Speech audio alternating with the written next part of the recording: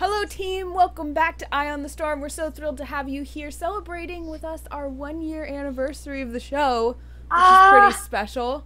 I can't believe it. It feels like a million years longer and also like not that long, don't you think? Yeah. I feel like a lot of things feel that way now. Like when you all of a sudden realize that it's been a year from something, you're like, dang, it seemed like it could be a year, but also there's no way. Like time just flew by so fast. A year of Eye on the Storm is just crazy to me, but also super awesome. We've learned so much since we started. Gilly and I have had some feels thinking about how far we've come in a year, and we, as always, really want to put that back on you guys because we could not do this show without your help and support, and you're tuning in every week. Our community is amazing, so thank you to all of those of you who are already here. Pass it along to those of you who will be joining us and trickling in as we go through the broadcast. But in case you have no idea what you're watching and you're just joining the community, well, what a good day to do it. This is Eye on the Storm. It's our show about Heroes of the Storm, and what can people expect on the show, Gilly? Well, guys, what we are going to do is every week we bring on a guest to talk about what's going on in the game, what's going on in the community. We have discussions about both of those. We also try to feature a different character. This week we're going to be featuring the brand new hero, Rexxar, which is going to be really fun. We also will round out the rest of the evening with a play session with some community members, and then we'll do a spotlight on some cool things that are happening in the community. And of course, throughout, you guys can use the hashtag Storm Show on Twitter if you have questions for us or our guest. And we're going to be introducing our guest very quickly, but first off, we are on the Misscliks channel. Anna, do you want to tell people what Misscliks is all about? I would love to. Misscliks is an online community and live streaming channel that is built around supporting and providing exposure for women role models in geek and gaming culture, and we're really excited to be a part of that, and they have helped motivate us to be casters and show co-hosts for this whole year, so it's been great. Thank you to Misscliks, as always. And as you said, Gilly, we have someone here with us that a lot of you may recognize from casting with Gilly and all over the place. This is Babel. Hello, Babel. Hi. Nice How's to be it going? here. I mean, very happy. It's going great. It's a public holiday here in Singapore. It's 10 a.m. Just barely woke up, so I might say some really insane stuff, but I'm very happy to be here. 10 a.m. is really early in gamer time. Oh yeah, it is. I am not used to waking up so early, I think. Yeah. This is actually pretty weird because I have a full day job as well, but this is my sleep-in day. So that's the biggest problem for me here. Thank But you yeah. for sure. Yeah, we really appreciate it. I know the sacrifice of the sleep-in day, so I'm really honored. Thank you. It's cool that it happens to be like, we really wanted to have you on, and I was like, I don't know how it's going to work with the time frame, but I asked you, and you're like, this is crazy. It happens to be a national holiday here. So yeah, we're really grateful that we could have you here, and I would love to know like how you got started in casting. I think our fans would really like to know that too. Yeah. Okay, so starting casting, I think, was a local community event for a different game. I was just thinking that I could do a better job than the person on stage because he was just basically, he's not speech trained, and he was, I think he was fumbling a lot, and I really loved the game. So I said, why don't I give it a try? I give it a shot, and I think that I kind of like it. I've always been into speech stuff, always been into games, and this is just like, I didn't know you can do this. So I tried that, and I liked that a lot. And after that, I also gave a bit of a feedback, and I helped the whole team. I told them that I have a speech background and how you can say, Singapore, not everyone speaks good English. There's also a very thick accent here. So I helped them out a little bit in that aspect, and my first gig was DreamHack. Winter 2012. Oh boy, that's a long time ago. But yeah, that's like I think 3 years. Yeah, about 3 years back. Mm-hmm. And it was fun. We covered SEA teams only, and I've always been covering SEA for the game in particular. It was Han, by the way, in case you guys were wondering. And right now, it's a thing of the past for sure. But now I decided to move on to Hearthstone for a bit for the whole of last year. And then I got the invite into Heroes, and being absolutely a MOBA guy, you just have to do MOBAs. You just have to do brawlers. You have to do 5v5s because that's where the action's at. And that's how I got into Heroes. Well, yeah, actually, a lot of us met you or, got a big taste of what you're capable of when we were watching Gilly, of course, casting the round of 8. And you guys had a great time, and it seemed like there was a lot of enthusiasm around you being there. And can you tell us a little bit about the experience of casting the round of 8 and then of kind of it seemed like there was a big internet support for you. Was that exciting and fun?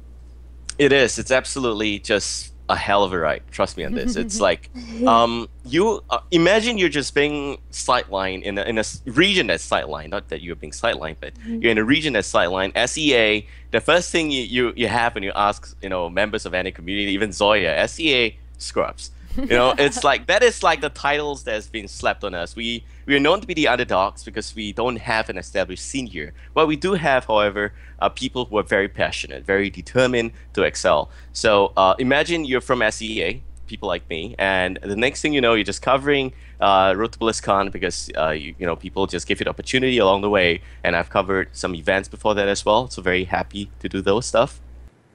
And then the next thing you know is that internet just decided to support you. And I think Reddit was the first community to just support me, and that caught the attention of Blizzard. And I'm very happy the ESL and Blizzard invited me over to the August Open.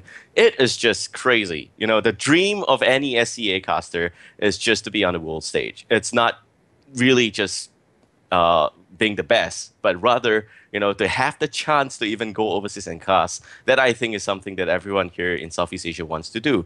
We don't take planes out. We cast from home. So that is a big experience for me. And 17 hours flight there, I can only imagine the amount of energy people were expecting me to do. People who don't know me were expecting me to do a good job. And I have a very weird accent, if you guys realize that already.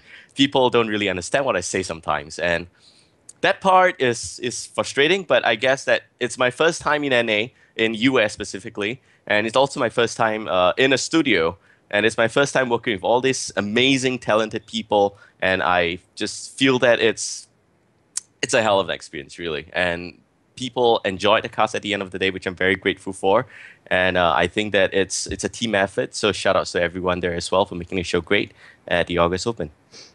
I mean, you nailed it too, because you get to come back to Vegas as well next weekend, which is just crazy. So how pumped are you to just continue that momentum and be able to come back and now get to do Vegas, this huge show, huge for Heroes, and huge in terms of having a crowd?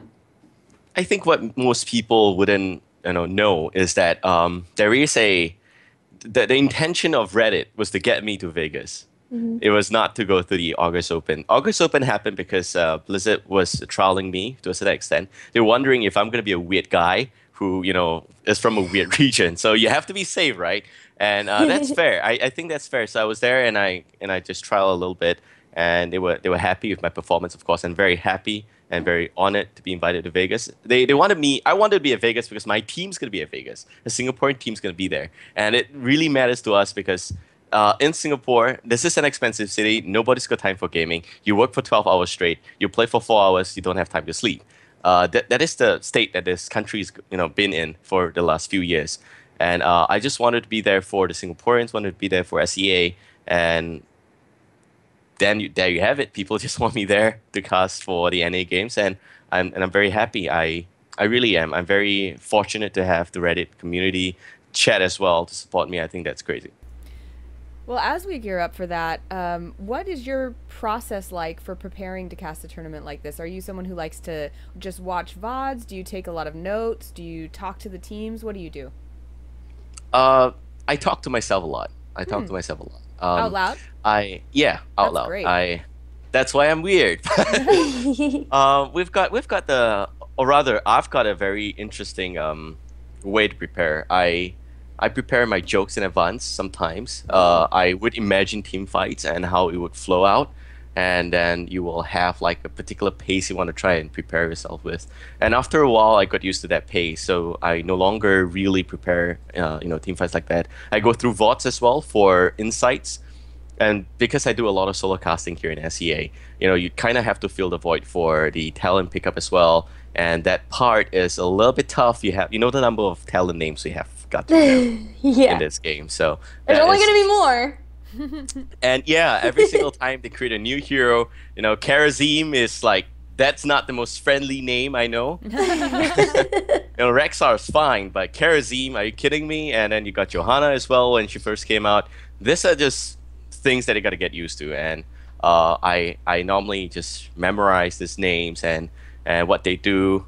And yeah, I would say that I spend more time now on insights on teams, understanding the method of play, the priority that they have when they go into a particular game, like what's the preferences as compared to preparing for play-by-play. Now I rely more on my wit, which is like your on-ground, in the moment kind of a thing to get my play-by-play going. It's interesting you mention a lot of the preparation of how you're going to speak, the rhythm of how you're going to speak, all of that, because I think that's something that's sometimes overlooked with casters, because it's, of course, very obvious that a caster needs to know the game very well, and that's what a lot of us spend time prepping on, but I think it's worthwhile noting that it's important also to work on your voice and the rhythm of your speech, and I've heard a lot of great casters say that. So for those of you who are watching at home and thinking, that you want to emulate Babel, I would say pick that one up. Yeah, well, that's very interesting and cool to hear. It's fun. It is fun to talk to yourself. But my biggest problem is that I speak too fast and people can't understand. So when I talk to myself, I'm trying to tell myself to breathe. I'm trying to tell myself that you have to go slow here. You have to go slow here. If you watch some of the earlier broadcasts on the SEA games, you would know that this guy is just not breathing. You get too excited. It just comes out. Yeah, and I think Jake would be the best person to relate how I am when I'm, or rather, if you guys are in Vegas and are in front of the casting desk, I have no idea how the layout's gonna be. But if you're near me, you will know that this guy is having a problem breathing. So it is a realistic problem there, and yeah, I mean that will be what you will experience if you're in Vegas, and I really hope to see you guys there as well. Oh yeah. Did you have to like press the cough button on the thing and like gasp for air, or do you just like breathe very quietly when you like take a big breath? Well, I'm trained to breathe quietly because I don't really have the cough button every single time I cast, so I'm not relying on that. But Jake, he goes ham on that button. He's just like he does. He does, and that's funny. For those of you who don't know what a cough button is, Gilly, do you want to tell them about that? Yeah, so we've got this this box that's hooked up to our headset, and it's got two buttons, and one is if you want to talk to the production, and then the other one is a cough button, and that's mainly if you actually need to cough, if you need to clear your throat, anything, you can hit that, and then you won't be able to hear it on the broadcast. And so, I mean, people will use it for any number of things, like if they need to resituate and they're just kind of concerned about moving the mic or anything like that. But I wondered if maybe, like, if you really are running out of breath and you need to be like, take a deep breath, if you're like hitting the cough button so that you can do that. I'm curious, you've mentioned a lot about your speech training, and you also mentioned that you have a full-time job in addition to casting. Can you tell us a little bit about your background even outside gaming? Where did you get your speech training, and what do you do every day? Speech training happened when I was in school, primarily. So that was when I was doing debates, and you did debate, me too. Yeah, it's a fun thing, man. We should have a motion passed in Vegas, and let's do it. And we'll have a debate there. Yeah, but it is fun. I think that I enjoy debates a lot. I developed a liking to just being a stylistic speaker and making my opponents look stupid. That's the thing I enjoy the most about debates. And after that, I got exposed to public speaking and hosting, and that's where they gave me a coach, I think, in school to go through, how to say things differently or rather properly, because we have a lot of Singaporean accent. If I were to cite an example, it would sound something like this: I don't think I eat yet lah. It's a very hungry morning for me. The sun today very hot lah. Yeah, it's very cringeworthy. The way we speak is just so friendly locally that it's not formal. So the speech coach tried his best, and I tried my best to drop that whenever the camera's on and whenever I'm on the microphone. And the voice also has to change a little bit. You don't want to be too high pitched. Normally, you see most of Singaporeans, other casters, they're kind of high pitched because that's the way we talk. And yeah, I guess that's that. It's just overly friendly with the local stuff. And my day job, to answer your question, I'm actually helping the community for Heroes of the Storm. Oh. with the publisher here. So we are doing like events, and I'm doing like some planning for them. It's more of like a support for on their end. It's a support role because they realize that SEA, we don't have third party event organizers. You don't have ESL doing a very active amount of tournaments here. You guys have entered the storm. You guys have a lot of different, amateur leagues as well, I guess, ran by community. We don't really have a very active community, as in a very, how do I say, proactive community. They don't do things that that the community needs. What they do is they play the game and they give insights on the game itself. They don't do anything outside the game, and that would be the biggest challenge, I think, moving forward for SEA. So we're there to make sure that events happen. There's community cups, there's amateur stuff going on, so people know, what to expect and how they can play. And if you have not realized, but I'm kind of worried for Relics as well, because the last tournament is on 8th of August, and this next one is like about 2 full months away. So that would be fun for them. Yeah, and speaking on that, I wanted to talk to you about that. You are pretty good friends with Relics, the team that will be representing Singapore and the Southeast Asia region in the Americas Championship. How do you think they're going to fare in the Americas Championship, given that it's been so long since they have competed? Well, it will be fun because the meta has changed. The last time that they played in the regionals, I recall, was when Lyric was out. And you've also got, let's see, you've only got Lyric, there's no Karazim, there's no Rexxar. And we'll save Rexxar for later, but Karazim, he is viable to a certain extent. We've seen some good scrims in SEA, so people play him. And even in Korea, people play Karazim with Sonya, play with Kerrigan, and he just provides a lot of melee heals. But back to the point, Relics, they have been screaming very hard. Like I know they've been practicing a lot with the rest of SEA. The second best team is, I think, from Philippines, Bibinka. So they've been training quite hard with them. The challenge here for them is that because we're in a different region, strictly speaking, as compared to NA, we don't really have the understanding of the NA meta as right. What we can do is just read VODs, or rather, try and look at it that way. And that's like a double-edged sword, because if you look at VODs, you have an understanding of the competition. So that's something that NA has as a disadvantage. You can't hide strategies. You're playing for money. You play your best. And SEA, we're here to spy on you for that. But the downside of having a lack of tournaments is that they cannot practice in a realistic setting. People will throw games in screams sometimes, and you're like, 2-level lead, I'm done. And that's not the right way to go about it. But that happens. It's realistic. That is, I think, the two sides of the coin for Relics. How prepared are they? They tell me they're very confident, and they tell everyone this, that they are going to be top 2, and NA will not see them coming. But my concern is, I think My Revenge told me the exact same thing when they went for MGA. So I think it is funny. It will be. But I have more confidence in Relics because this is a different type of team we're talking about. If you are looking at MGA's results and expecting Relics to fall flat like that, it's not going to happen, because this is a team that can play the strategies that My Revenge tried to play. That would be the difference. They can play a lot of different stuff as well. And specifically speaking, Relics, My Revenge came back with a message for Relics after the MGA. They said that Tempo Storm and Cloud9, they have a level of play, but they feel that Relics can beat them. So if your opponents feel that, Tempo Storm and Cloud9 is at a level where Relics is at, then I think it says a lot.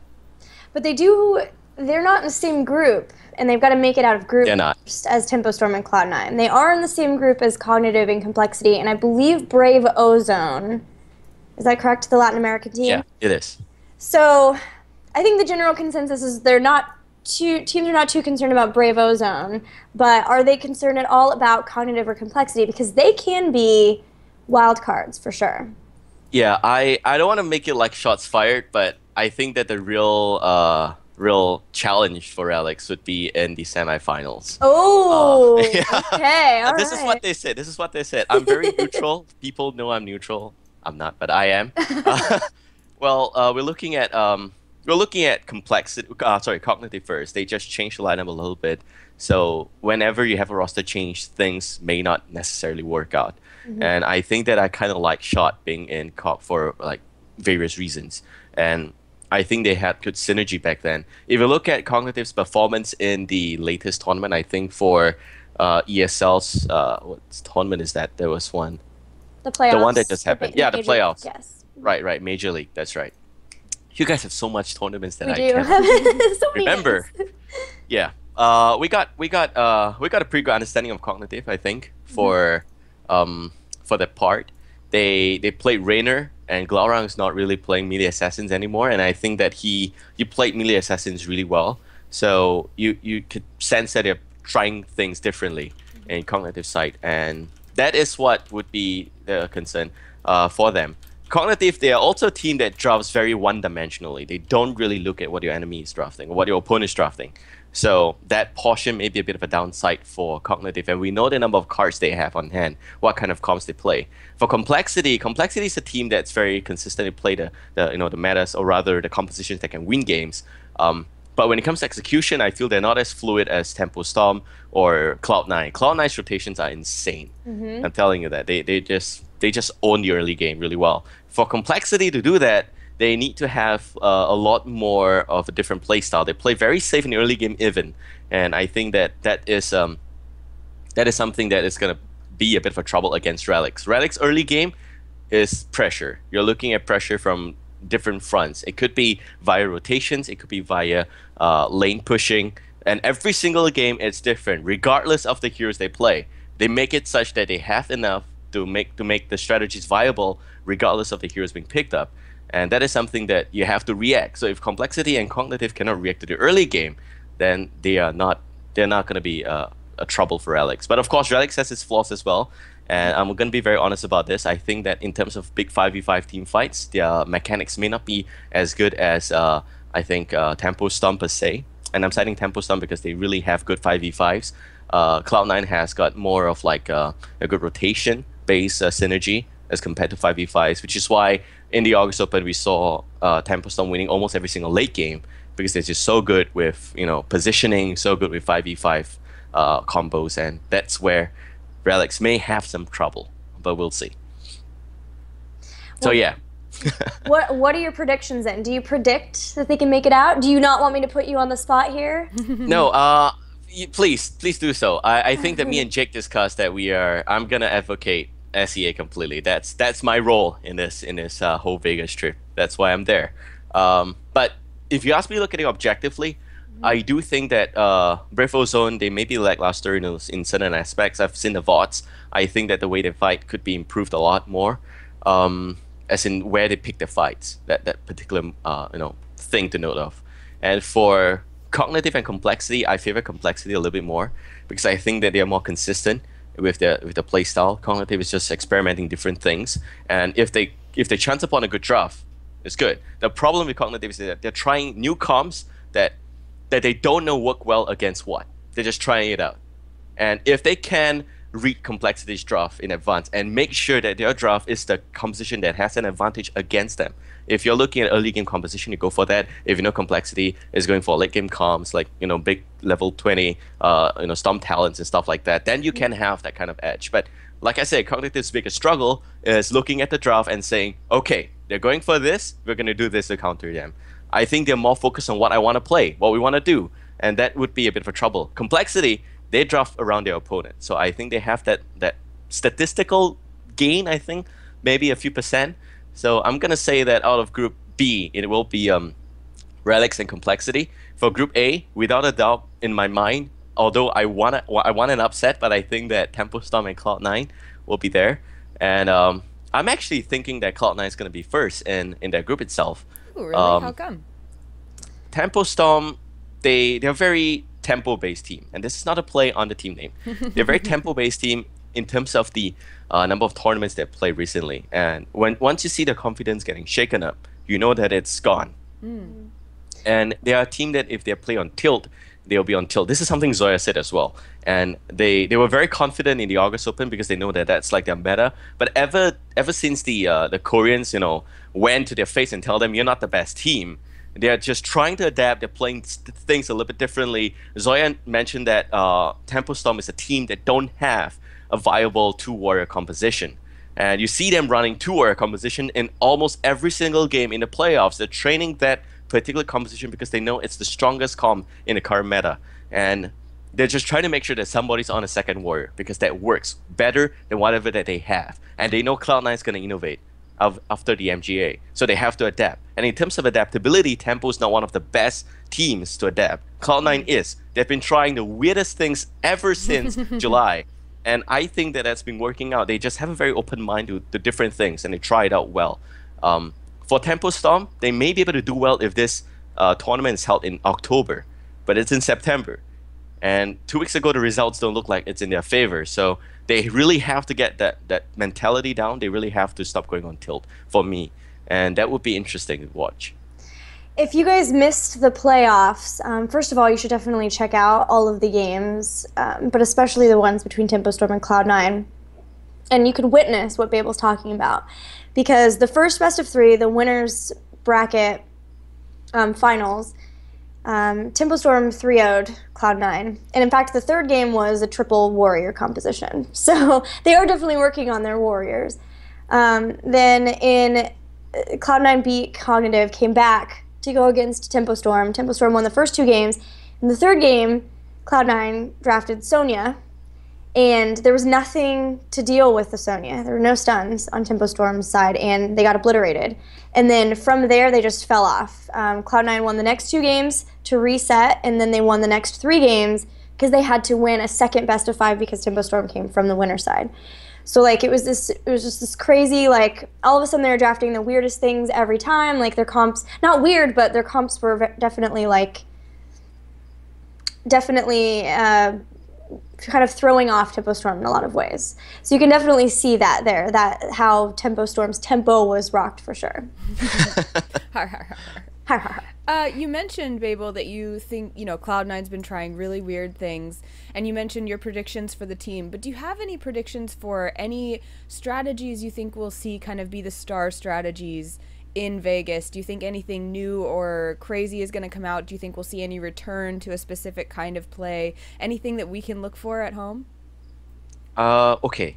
If you're looking at the home-based teams and or rather all the teams in general, I think that you may be able to expect some three warrior comps.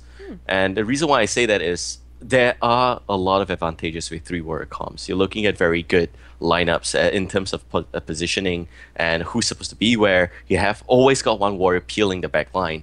The problem here is you need to know which comps are bad against three warrior comps. So the understanding of the meta as well as which compositions are good and bad will be interesting to watch. Some teams will be just, okay, I'm going to run three warrior comps, but you're bad against Kel'Thas.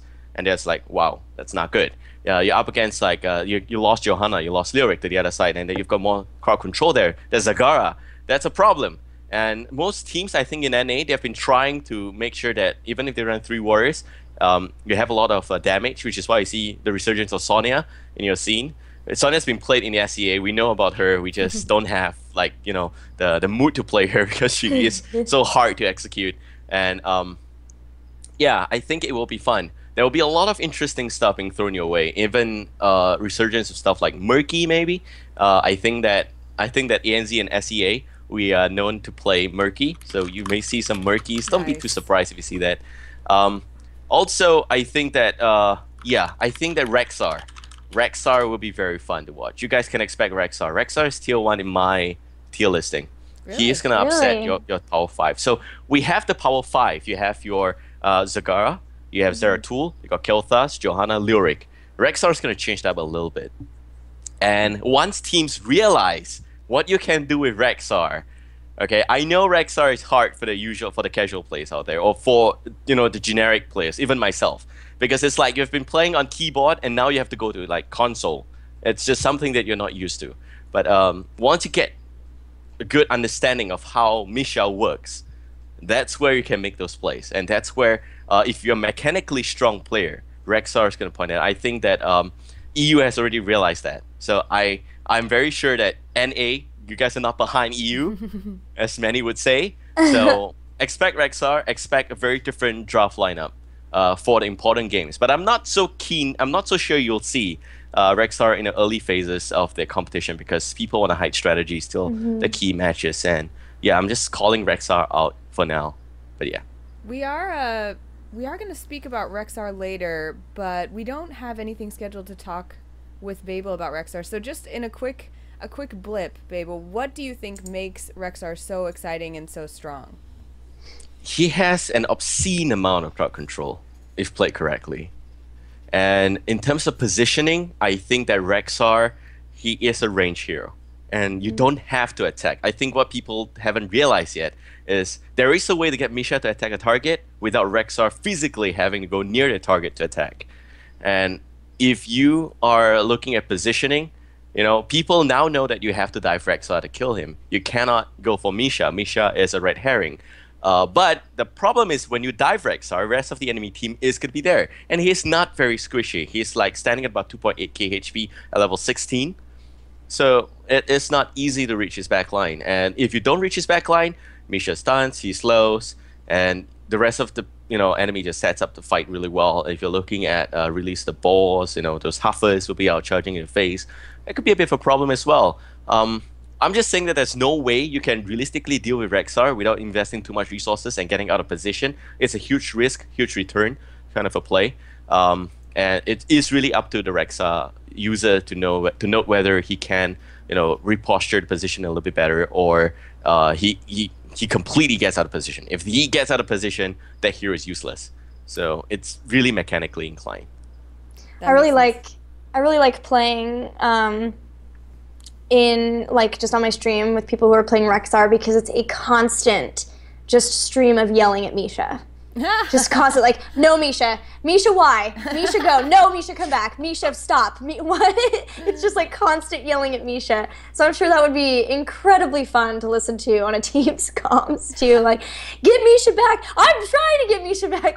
Yelling at Misha. That's so funny. Because you are constantly, Anna, just get ready. Anna has not played, and you guys remember last week, she was so excited about Rexxar. We get Anna's first impression during our play session tonight of Rexxar, and I am very pumped to see that because my first impression was what is this bear doing? Yeah, you guys are going to experience it for the first time with me, so if you haven't played it yet, we will learn together. But actually, I jumped to that subject a little bit early because that's our game discussion. We hadn't quite wrapped up our community discussion, so that just shows how eager I am to talk to you, Babel, about all these other things that are going on in the game. But before we move on, just want to say it's going to be awesome. All three of us are going to be there in Vegas to bring you the North American Championship, so I'm really excited to work with you guys. Anything that we missed that we should share with our viewers before we move on to the game discussion, Gilly? Missed about Vegas? Yeah, about their community stuff that's going on in terms of, Vegas and where we'll be and predictions and all these teams and all that good stuff. I think I'm good. Did you have any last thoughts on Vegas before we move on to talking about some of the other stuff that's been happening in the game, Babel? I think that no, I think we've covered everything already. It will be fun because teams, there's just too much on the line here. There's just too much on the line, and teams have been known to tilt when they know that this is happening. So it will be fun. You may not see the usual stuff because everyone wants to do their best, and things may be completely mind-blowing. I mean, we completely left Murloc Geniuses out of this discussion, but I love those guys. They know I love them. Yeah, you love them, really. You have been trying to get me on the bandwagon for the longest time. I mean, it was in Burbank. I mean, you might as well, considering I won that bet that we had. Shots fired. Yep. But I would say Murloc Geniuses, you have to keep an eye out for them. Tempo Storm, if they played the way they played in the playoffs for the Major League, they may not even make out the group. That's what I've been saying. That's what I feel as well. But predictions wise, I think that if you look at the top two teams to qualify, my vote will be for Cloud9 and Relics. My vote, personal vote.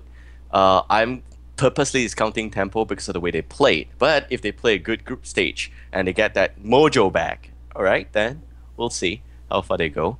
But for now, I'm thinking Cloud9's playing at its best. They're back in this game. So yeah. Awesome. Well, I can't wait to see it play out. And on the other side of the community, of course, if we're not talking about esports, we're not talking about events, there's still a lot going on for Heroes right now. In fact, we did have some new reporting options announced, and we don't need to talk about this too long, but what do you guys think of the new penalties and what can happen? Gilly, you want to give a little preview for our viewers if they haven't read this blog post?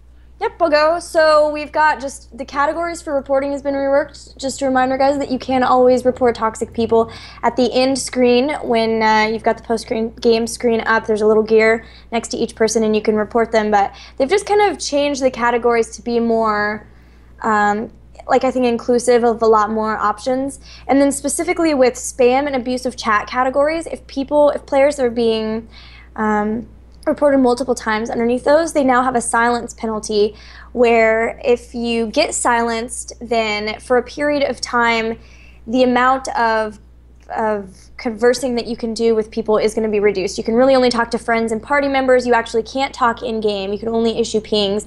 And then the big thing about silence penalty is that every time you get penalized with it, the duration is doubled. So if you cannot handle yourself, if you can't figure it out, potentially you're going to be not talking in games at all. And that does include, Anna pointed out, you can't chat in Hero League draft lobbies, and that is a very big deal. So, and the other thing too is you kind of get shamed a little bit because your portrait changes to show that you are silenced to other players. There's like a nice little like ellipses speech bubble thing. The little like I'm typing thing.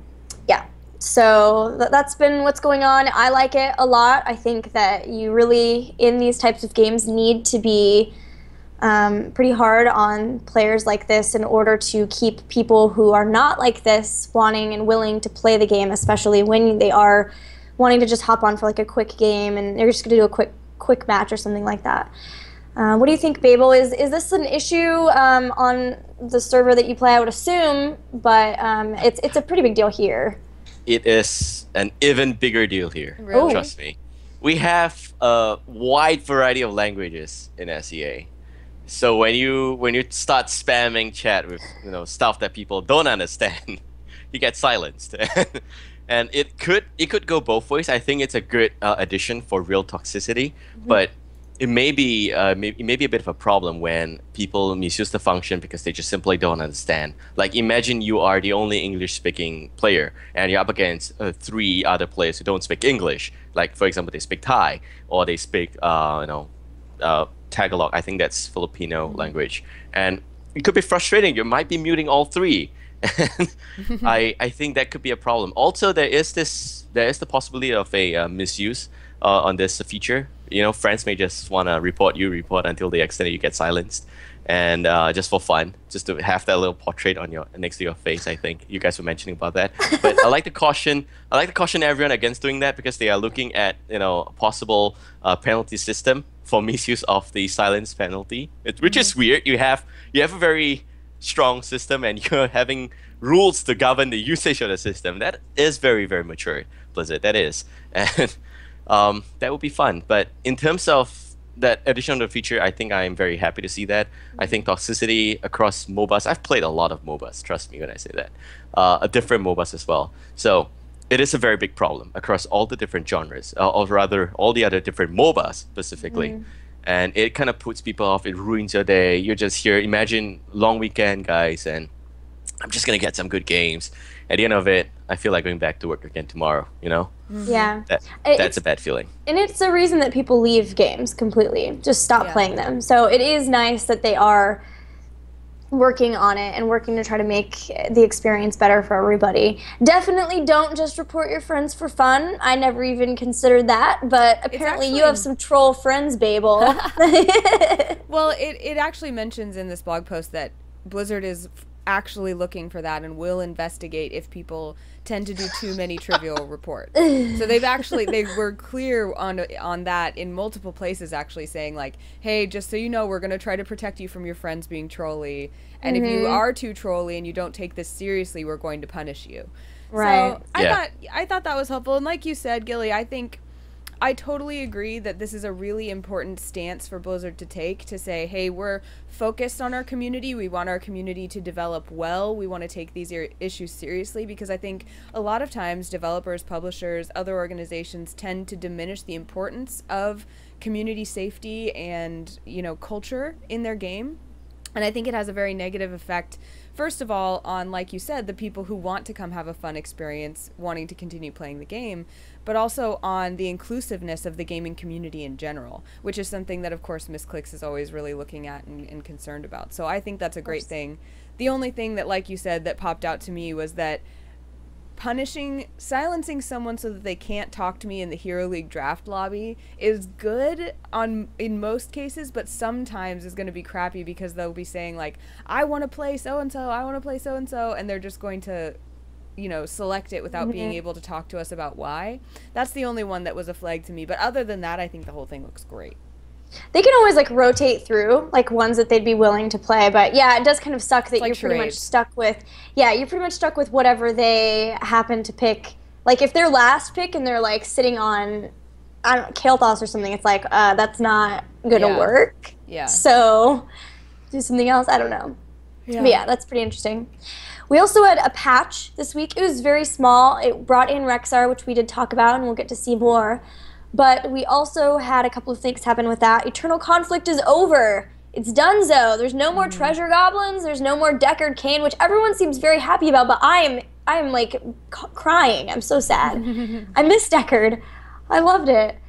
We also implemented the silence penalties and the Hero League party size changes, which we're going to be discussing more, I think, maybe during the game session too. But then there was a little bit of a change to Kael'thas. And that was, just so I can read it, indeed, that was the only change. So it warranted a big enough, like a full-on patch. And it's Living Bomb's explosion now applies Living Bomb to the 3 closest enemies that are not already under its effects, preferring heroes. So it was a bit too much. They changed them, they got rid of the Ignite, and it still was too much. What do you think about this, Babel, this change? It's much needed because Kael'thas is not designed to take down, waves of minions quickly with just Living Bomb or Living Bomb. It's not the way he's designed to work. And previously, it's crazy because when you have Abathur split push a lane and he's just there, and you're like, okay, I just wasted about 5 minutes of my time pushing from one end to the other. He wasted 30 seconds to take care of that entire wave of minions. That's a problem there. It's not fair. So there's also the problem of being too close and Kael'thas preferring fights around minions and advocating fights for that in lanes per se, right. And that was very one-sided. So once you have this in place, he can no longer clear minions as quickly. He has to burn Flame Strike. That's going to affect his mana efficiency. He's also not able to really burst down Vikings, like boom, and it's just gone. That works well now. I think that he is kind of balanced, but he's still definitely tier 1 because of the amount of damage that Living Bomb and Chain Bomb applies. Just that it's not too OP, and that works out well in my favor. In terms of how it affects the meta and the pick options, maybe it's going to change a little bit. People will no longer think of picking Kael'thas, or rather teams will no longer think of picking Kael'thas as a counter against split push strategies like Abathur. It is not viable anymore. But still, it is a pretty strong hero, and I look forward to that balance. But what do you guys think? Yeah, I totally agree about the waves. He was clearing waves like Unstable Poison, Sylvanas cleared waves. It's just insane how fast he was able to do that. So I'm really glad that he's back to more of a sorcerer type, not like this weird split push Kael'thas. But I do like that it's still preferring heroes, in that if you do end up getting it in a fight that is around minions, but it's a big 5-on-5 team fight, it's still going to prefer heroes the way Hungry Arrows is preferring heroes. So I'm happy about that. Do you guys think that this change is big enough to change how desirable Kael'thas is draft-wise, or is this just something that's going to make him not completely unreasonable, but he'll maintain his spot as someone who's just a universally desired pick? I think since he still does a lot of damage, and because Living Bomb and Chain Bomb is so good versus multiple melee, and that's been the meta, I think that he's still going to be very desirable. If it changes it, I think it'll be fairly small and change, like maybe in the draft order, yeah. What about you, Mabel? I think it's going to change around a little bit, because for in NA, you have your power 6 now. Uther just joined the roster after the MGA. The other 5, in case you guys just joined us, is Zagara, Zeratul. You're also looking at Leoric, Johanna, and the last one, which I'm not wrong, is Kilthas. NA, the way NA drafts is that they will always first pick, first ban only 3 heroes out of this 6. And those 3 will really dictate how the draft works. You're looking at Leoric or Johanna or Leoric or Zeratul or Kilthas.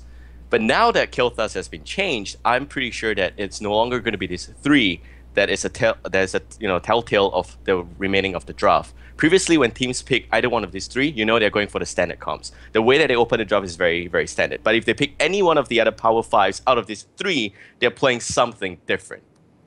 And you can expect a Malfurion being picked up. You can expect a Wombo combo with Zagara being picked up instead. And Uther Cognitive loves this. They pick Uther first because they scream, "I want melee assassin," and everyone picks that up, but they don't know that it's it's a sign that they want to go for melee assassin. So Kilthas, I think he's gonna get dropped from these top 3. I think that with the current changes in place, you're going to be expecting Leoric as well as Zagara. I think Zagara is going to have a lot more importance given that Rexxar provides crowd control. She's already one of the top bands. Yeah. She is. She is top 3 in that, top 5 in that sense. But when I say top 3, I mean like the standard staple. The staple is going to change for NA in a very subtle way. You're not going to see it as like, hey, this is like completely mind-blowing. No. But if you look at all the drafts of consistent teams in the playoffs, you would see that they picked those 3 most of the time. When I mean those 3, I mean heroes like, teams like Cloud9, Tempo Storm, and Complexity. They stick to these 3 like a living guide. And I think that when they drop that, don't expect them to play differently. It's just that Kilthas is no longer as important in that top 5 as he used to be. So that is the main difference there, I think. Yeah, I think we'll still see him, definitely, a lot. It's just that I don't know that he'll be, like, as far up in the draft sequence, is I guess what I was trying to say. Yeah, that makes sense. Well, someone that Babel already told us that he thinks is going to be very desirable in the draft is Rexxar. So let's finally talk about him, break down his abilities and all of that. Babel, do you want to talk about his abilities since you seem to be a big fan? Okay, Rexxar. Rexxar is a range warrior. First of all, for all of you guys who don't have him, you can try him in the shop. By the way, he is a range warrior. He's kind of tanky. But the biggest thing about Rexxar is the use of Misha. Misha has got Misha Charge, Misha Attack, as well as Misha Follow. Misha Charge is a skill activatable. I think it's W. Q is the slow. It's the Hawk skill, and you also have E for Mending Pad. Mending Pad heals Misha. So as you can see, the way that the basic abilities is being created is that you have Misha as the key integral part of Rexxar play. Rexxar by himself, he does damage, and that's about it.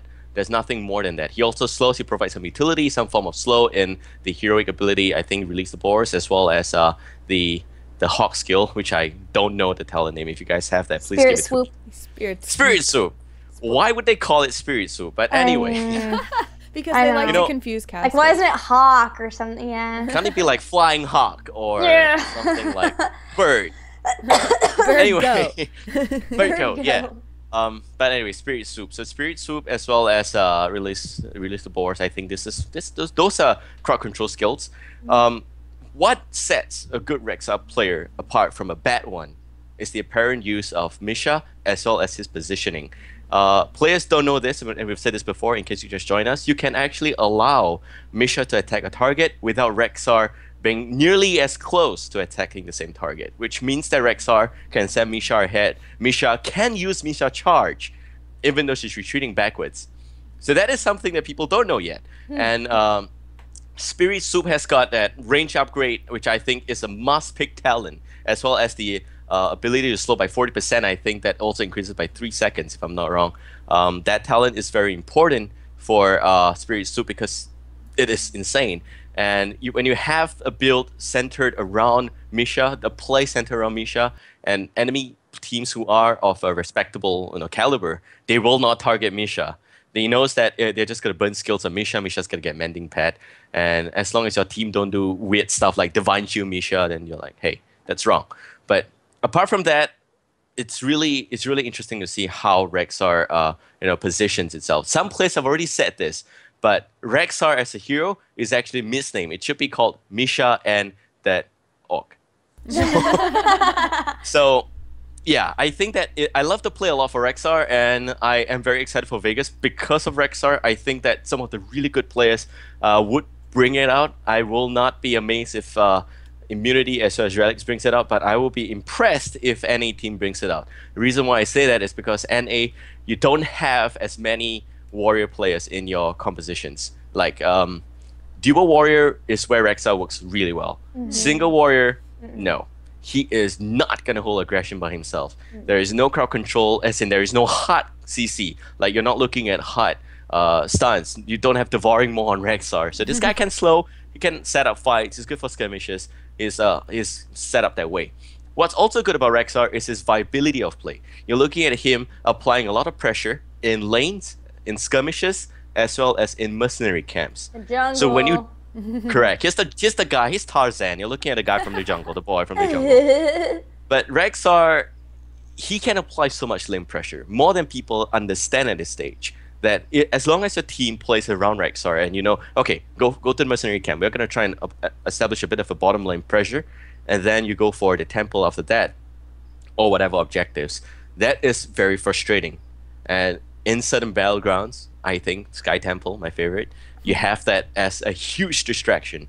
In that sense, teams have to evolve their playstyle against Rexxar, which is why if you are a team and you're listening to this, adapt to Rexxar ASAP, play him as a secondary bruiser, and it will work out if you make the right Rexxar plays. Even in fights, he slows a lot. He sets up, he follows up really well with Misha. You don't even need to be close to the guy. Like, why are you so obsessed about going there and throwing your X? Just don't.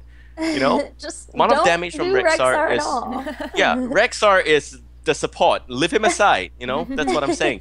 He doesn't need to do those damage if it's unfavorable. What's important about Rexxar is to set up the fight and let the assassins do the work. Don't throw the X's. It's not that painful as it looks like, but yeah, that's my main message here.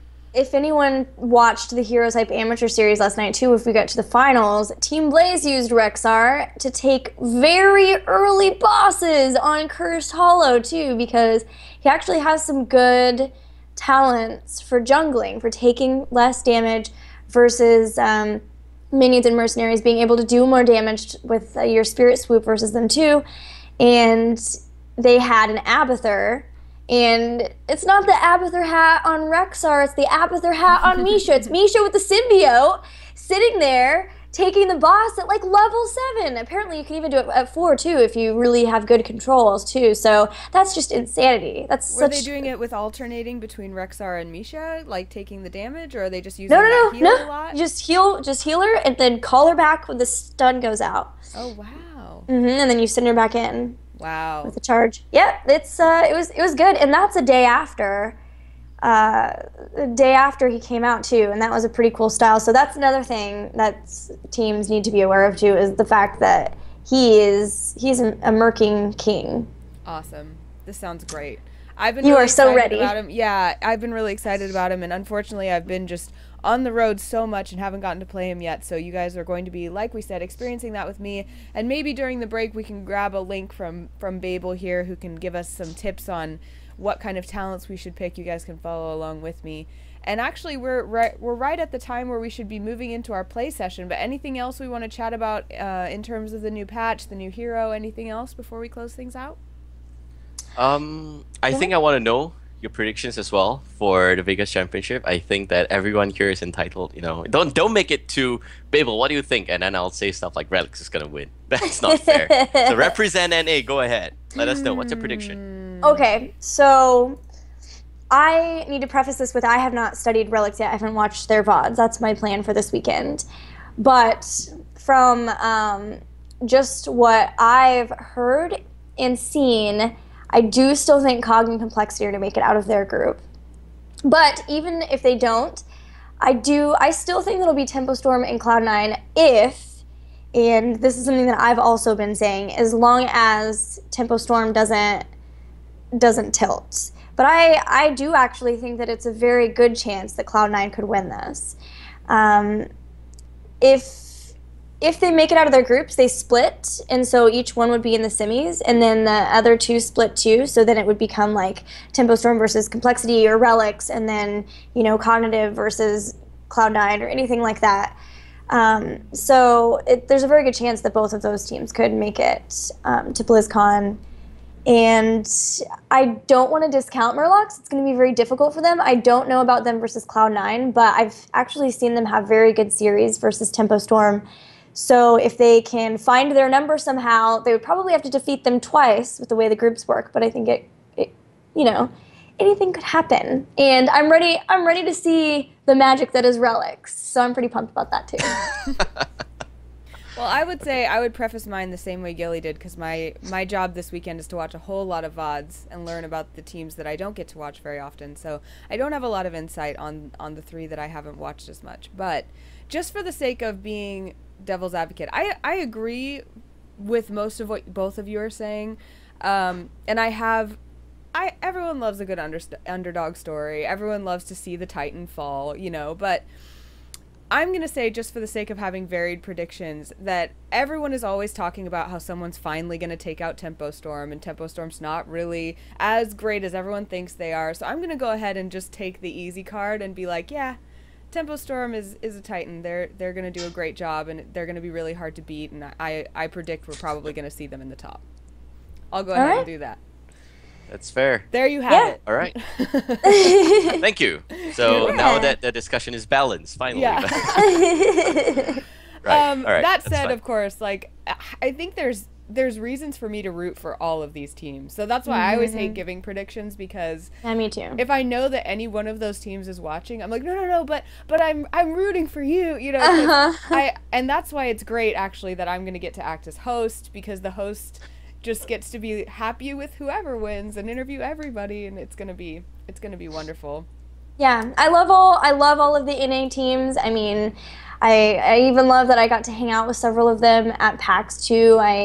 It's gonna be hard for me, I think, no matter what. It will be bittersweet, because I really just love them all. And then even like, just in watching their play, I've even started really liking Immunity White and Brave Ozone. Like, there are things Brave Ozone does that I'm like, that is so cool. Do that. I want to see you do that at America's Championship. Like, I want to go up to them and be like, yo, I watched this game and I loved that you did this and it was really cool. And I know that it will be the exact same way with Relics, just because, like, you can see the love and the play that these teams give, and so it's hard not to like them and fall in love with their play. So I think, yeah, either way, it's going to be bittersweet. I'll be rooting for every single one of the teams. I will be heartbroken when every single one of them is out, but cheering when every single one of them gets to advance too. Agreed. Yeah.